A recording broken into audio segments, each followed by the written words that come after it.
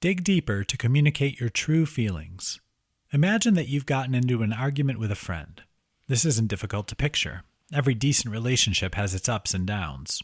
You've probably had differences of opinion with your friends in the past. No two people are exactly the same, so this is just natural and normal. In this case, your feelings are running pretty hot. You can't believe what they did. What was their motivation?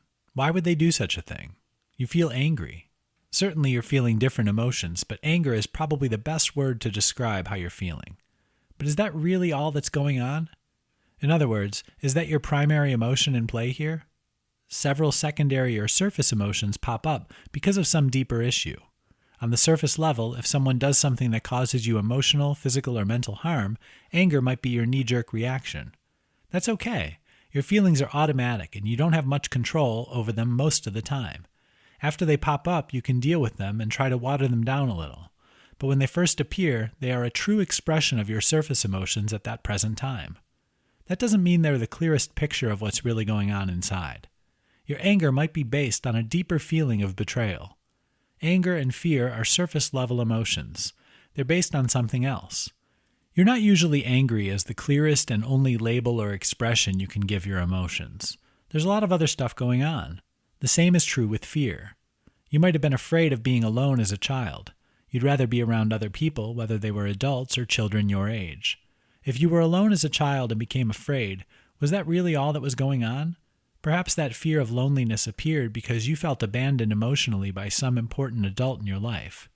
Abandonment is the primary emotion that gives life to the secondary emotion of fear. In the example above of your friend making you feel angry, is betrayal perhaps a truer representation of how you're really feeling down to the core? Digging deeper for your vulnerable primary emotions gives you a better picture of what's going on. It helps you deal with the situation in a much more effective way. Do this anytime you feel the need to communicate your feelings and emotions. If you use the wrong medicine to treat a disease, nothing gets better. If you try to heal a situation by addressing only the surface-level emotions rather than what's causing them, nobody wins. Look for the underlying issues for your primary feelings, and you'll be more successful communicating your emotions. It's easier to communicate your feelings if you give them a name. Sometimes expressing feelings can be tough. Since they are automatic responses to the world around you and to your own behaviors, they come unbidden. Your emotions never tell you that tomorrow at lunchtime you're going to feel a certain way. You can't prepare for them. They just are what they are, and they appear whenever they want to appear. Because of this, look at them as a natural part of who you are. They are neither good or bad. They're simply your feelings, your emotions. Don't overlook them or judge yourself for feeling a certain way. What you'll find is that you feel a lot better if you talk about your emotions to someone. Communicate them. Get them off your chest. Look to your support system. These are your loved ones, your best friends. If you have feelings you need to communicate about some workplace issue, you might want to talk to a close coworker. Once you choose the most helpful audience, give your feelings labels. Give a name to what you're feeling. Have you ever interacted with someone and walked away thinking, I don't know how to feel about that? This can happen. Our feelings are not always cut and dry, black or white. Feeling angry and hurt are certainly related, but they're not the exact same thing. Sometimes you may even experience conflicting emotions, happiness, and sadness at the same time. This is not uncommon. Dealing with your emotions by talking about them is important. We know that bottling up your feelings can lead to physical and mental health problems. It can cause self-doubt and poor self-image, as well as making assumptions that are incorrect about our world and the people in it. The next time you need to talk about your feelings, label them first. Improve your emotional vocabulary. This is as easy as going online and searching for a list of emotions or emotional vocabulary. Then try to pick the smallest number of words that describe what you're really feeling. Here's an example. You work with your best friend. She lands a big promotion that she worked really hard to get. You're so happy for her. But on the downside, you're also sad because you wanted the same position. You could say that you feel happy and sad at the same time. Perhaps a better word for this combination of emotions is bittersweet. It describes your situation better than the two words happiness and sadness. Prepare for this in advance. Take some time today to improve your emotional vocabulary. Then the next time you want to communicate your feelings, label them first. Deal with the smallest number of words possible. Find a sympathetic ear and be true about how you're feeling. Labeling your emotions makes it easy for your listener to understand what you're going through. It also helps you get a clearer picture about the emotions you're experiencing. Pick the right time and place to talk about your feelings. Have you ever been to a concert where your favorite band was so loud you could hardly hear yourself think? Maybe you've been to a music festival where it was difficult to hear the person next to you talking. They might have even tried shouting, but you couldn't make out what they were saying. Some people become embarrassed because they're trying to talk while a song is playing. The volume level is high, so they raise their voice. They might be saying something they'd rather not share with the entire room. They're just trying to talk to a friend who's maybe a foot away from them. They say something sensitive at exactly the wrong time, right when the song which is playing has a short pause. Then everyone in the room knows the person speaking has some embarrassing or sensitive issue. Talk about picking the wrong time and place for a conversation. Sometimes we do this when we want to communicate our feelings and emotions. Maybe we've been anxiously trying to find the time to speak with a certain person. Then out of the blue, we're presented with an opportunity. Just because a chance presents itself for you to discuss your emotions with someone doesn't mean it's the right environment. There is a time and place for everything. Find a place where you feel comfortable. Make sure the person or people you're talking to also feel at ease. Not feeling too great about where you are and what's going on around you can make it difficult to get your feelings across. You should also plan ahead. Let your audience, of one or several, know what you have in mind.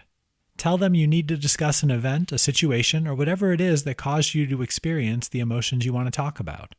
Otherwise, you might be dealing with someone who's distracted. They're staring at their watch because they're running late or tired at the end of a long day. Choose the wrong environment and you might become frustrated. You could start to believe that your audience is neglecting you or dismissing your feelings. That might not be the case. People that really care about you want to help you deal with your emotions. If you don't give them an environment that's conducive to that, can you really blame them for not being totally present? Limit the distractions. Choose a time when you and your audience are calm and relaxed. Ask them in advance what time and place would be best for them. This is especially important to consider if you're going to confront someone about negative feelings they may have caused. Then be honest about your emotions to give both you and your audience a chance to deal with them in the proper way. Sharing your feelings too soon can be a mistake. A farmer knows there's a right and wrong time to plant certain seeds. You want to plant vegetables like carrots, peas, and broccoli when the soil is just starting to warm up. This is after a winter season begins to give way to spring. That gives you the best chance at a good harvest.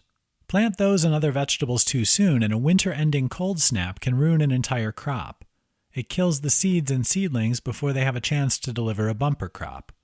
Failure can happen in the same way if you share your feelings too soon. It's smart to express your feelings.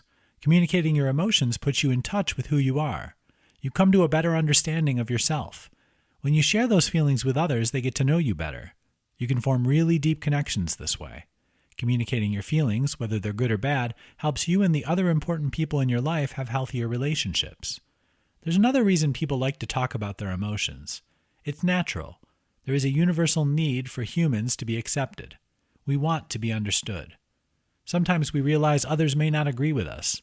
We still have a hardwired desire to open our mouths and talk about our emotions. There's something wonderful that happens when you send your emotions out into the world. When you share your inner feelings and thoughts about your experiences, you're much more likely to connect with others in meaningful ways. This is also the best way to make sure that your needs are met. If you have desires and wants and needs, how can you realize them if you don't talk about your feelings? For these and other reasons, you might be anxious to get your voice heard. If that's true, don't jump the gun. You can do more damage than good if you don't totally understand your feelings first. Don't convey a foggy picture. Often we have a feeling that seems pretty clear-cut. Maybe you're mad with yourself because it seems you're always living paycheck to paycheck. This is a condition that has existed for so many years, you don't even like to think about it. Once again, the end of the month has arrived and you have little to no money left over after paying your bills. This makes you mad. Why do so many other people seem to have an easy time becoming financially healthy? Why don't you have all the possessions you'd like? It surely would be nice to say goodbye to the stress and frustration that accompanies your sad financial picture. You decide to talk to someone about this. You're going to get some advice. Before you do that, get a true picture of what's going on emotionally. Don't work with a foggy picture. This is true of this and any other situation. Understand your feelings. Why do you feel mad about having poor financial skills? Are you angry that the world seems to give everyone else abundant wealth and that it passes you by? Maybe you really are upset with yourself. You know you've never taken the time to educate yourself about financial management. You have feelings of regret because you could have been learning how to have healthy relationships with money for so many years. Dig down deep. Before you address your feelings with someone else, dig deep. What are the core emotions or factors that are causing you to feel this way? Really get to understand your feelings. Take some time for this exercise. Write down the results. Look over them and make sure this is a clear and total picture of your feelings and emotions. Then address whoever it is you feel you need to talk to. This is a great way to make sure that you don't make the situation worse by talking about your emotions before you have a clear understanding of them. It gives both you and your listener a better opportunity to make the best of the situation.